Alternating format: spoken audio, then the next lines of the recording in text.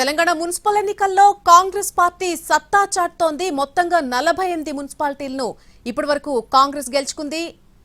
Congress గెలుచుకున్నటువంటి మున్సిపాలిటీల list ఒకసారి మనం చూద్దాం. ధర్మపురి, నందికొండ, చిట్యాల, బీంగల్, మరిపెడ, డోర్నకల్, చండూరు, హాలియా, చొప్పదండి, సుల్తానాబాద్, కొల్లాపూర్, నాగర్ కర్నూల్, జోగిపేట, మంతని, బిచ్కుంద, మదిర, అశ్వరావుపేట, వైరా, ఇల్లందు, ఏదులాపురం, కల్లూరులో కాంగ్రెస్ గెలిచింది. అలాగే సత్తుపల్లి, హుజూర్ నగర్, నేరేడుచర్ల, బాన్సువాడ, ఇబ్రహీంపట్నం, ఎల్లారెడ్డి, నారాయణ్ ఖేడ్, చేర్యాల, సదాశివపేట, సంగారెడ్డి, కొడంగల్, మిర్యాలగూడ, వేములవాడ, హుజూరాబాద్, కోదాడ మున్సిపాలిటీల్లో కూడా కాంగ్రెస్ విజయం సాధించింది.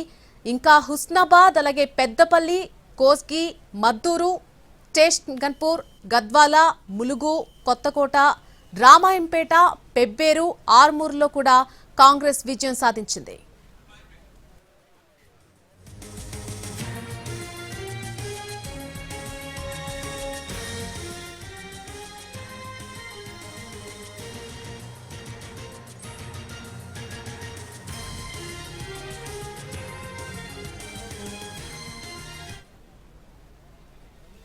రీసెంట్ అప్డేట్ మనం చూడొచ్చు. మొత్తంగా 90 మున్సిపాలిటీల్లో కాంగ్రెస్ పాగా వేసింది. 90 మున్సిపాలిటీలను కాంగ్రెస్ తన సొంతం చేసుకుంది. మొత్తంగా ఉన్నటువంటి 116 మున్సిపాలిటీలకు గాను 90 స్థానాల్లో కాంగ్రెస్ తన హవా చూపిస్తూ వచ్చింది.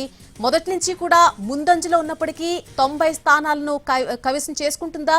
వారి టార్గెట్ 85 నుంచి 90 ఖచ్చితంగా మేము కైవసం చేసుకుంటామంటూ కూడా కాంగ్రెస్ పార్టీ ముందు నుంచి చెప్తూనే ఉంది. ఆ దిశగానే విజయం దిశగా పరుగులు తీస్తోంది కాంగ్రెస్ పార్టీ. మనం చూడొచ్చు మొత్తంగా 90 స్థానాలను 90 మున్సిపాలిటీలను కాంగ్రెస్ తన ఖాతాలో వేసుకున్నటువంటి పరిస్థితి కనిపిస్తోంది. ఎక్కడికక్కడ కాంగ్రెస్ శ్రేణులు సంబరాలు చేసుకుంటున్నటువంటి పరిస్థితి కనిపిస్తోంది. వార్ వన్ సైడ్ అన్నట్టుగా కాంగ్రెస్ పూర్తిగా విజయాన్ని తన సొంతం చేసుకున్నట్టుగా కనిపిస్తోంది. మున్సిపాలిటీ ఎన్నికల్లో మనం చూడొచ్చు 90 మున్సిపాలిటీలను తన కైవసం చేసుకున్న కాంగ్రెస్ పార్టీ శ్రేణులు ఎక్కడికక్కడ సంబరాల్లో మునిగి తేలుతున్నటువంటి దృశ్యాలు మనకు కనిపిస్తున్నాయి.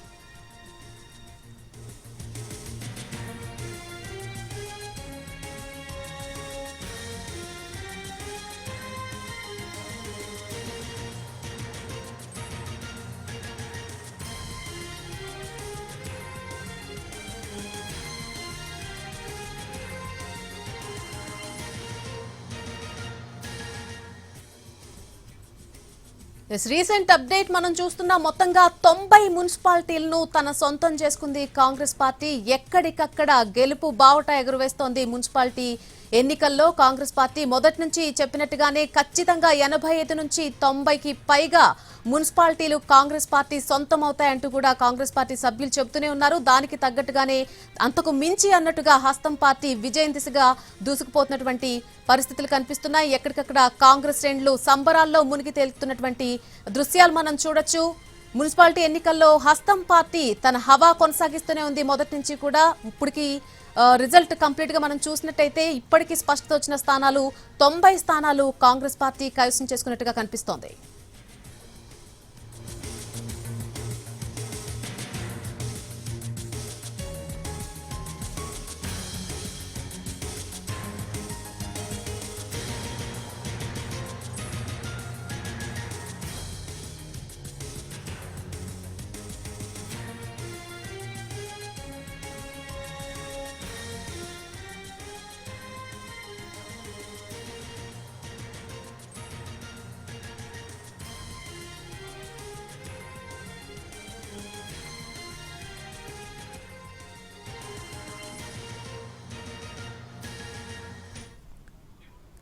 మున్సిపాలిటీ ఎన్నికల్లో హస్తం పార్టీ తన హవా చూపిస్తుంది. మొదటి నుంచి కూడా మొత్తంగా 90 స్థానాలను కైవసం చేసుకుంది. ఎక్కడికక్కడ సంబరాలు చేసుకుంటున్నాయి కాంగ్రెస్ శ్రేణులంతా కూడా.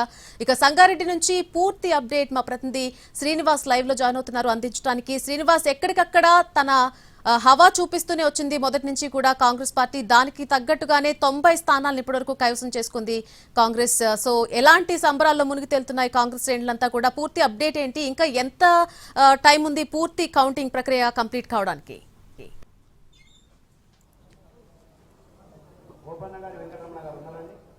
నల్ని ఉమ్మడి మెదక్ జిల్లాలో ఈసారి కాంగ్రెస్ పార్టీ సత్తా చాటింది. అయితే ఉమ్మడి మెదక్ జిల్లాలో కాంగ్రెస్ పార్టీకి 3 ఎమ్మెల్యేలే అసెంబ్లీకి ప్రాతినిధ్యం వహిస్తున్నారు ఎమ్మెల్యేలుగా. కానీ ఆ గ్రామ పంచాయతీ ఎన్నికల్లోనూ ఆ తర్వాత జరిగినటువంటి తాజా మున్సిపల్ ఎన్నికల్లోనూ మాత్రం కాంగ్రెస్ పార్టీ తన పట్టును నిలుపుకుంది, హవా కూడా కొనసాగించిందని చెప్పి మనం చెప్పుకోవచ్చు. ఎందుకనంటే తన ఎమ్మెల్యే లేనటువంటి నియోజకవర్గంలోనూ కాంగ్రెస్ పార్టీ సారి మున్సిపల్ పీఠాలను అయితే కైవసం చేసుకుంది. అయితే ముఖ్యంగా చూసుకుంటే సంగారెడ్డి జిల్లాలో మంత్రి దామోదర రాజనరసింహ సొంత నియోజకవర్గం అయినటువంటి జోగిపేట మున్సిపాలిటీలో మాత్రం కాంగ్రెస్ పార్టీ హవా కొనసాగింది. మొత్తం జోగిపేట మున్సిపాలిటీలో 20 వార్డులు ఉంటే అందులో 16 వార్డులు గెలిచి రికార్డ్ అయితే క్రియేట్ చేసింది కాంగ్రెస్ పార్టీ. అందులో 3 స్థానాలకే బీఆర్ఎస్ పరిమితం కాగా మరో వార్డులో మాత్రం స్వతంత్ర అభ్యర్థి గెలుపొందారు. దీంతో అక్కడ కాంగ్రెస్ శ్రేణులంతా కూడా ఆనందోత్సవాలు అదేవిధంగా వారు విజయోత్సవాలు చేసుకుంటున్నారు. అయితే ఇక సంగారెడ్డి విషయానికి వస్తే సంగారెడ్డిలో జగ్గారెడ్డి అసెంబ్లీ ఎన్నికల్లో 5,000 ఓట్ల తేడాతో గత అసెంబ్లీ ఎన్నికల్లో ఆయన ఓడిపోయారు. కానీ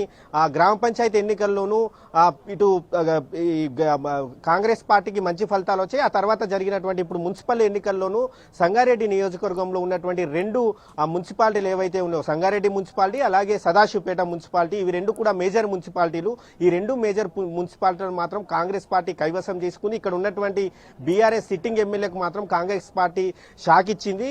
ఆ 2 మున్సిపాలిటీల్లోనూ ఇటు మెజార్టీ మార్కును దాటి మున్సిపల్ చైర్మన్ పీఠాలను మాత్రం కైవసం చేసుకుని ముందే కాంగ్రెస్ ఈ మున్సిపల్ ఎన్నికల్లో మాత్రం ఈసారి జగ్గారెడ్డి తన రాజకీయ మార్కును అయితే చూపించారని చెప్పుకోవచ్చు. ఎందుకంటే మొదటి నుంచి కూడా వ్యూహాలు ప్రతివ్యూహాలతో అతను రెడీ అయ్యారు. ఎందుకంటే అందరికంటే ముందుగానే మున్సిపల్ నోటిఫికేషన్ రాకముందే, మున్సిపల్ ఎన్నికల హడావిడి ప్రారంభం కాకముందే మున్సిపల్ చైర్మన్ క్యాండిడేట్లను ఆయన సభ పెట్టి ప్రకటించారు.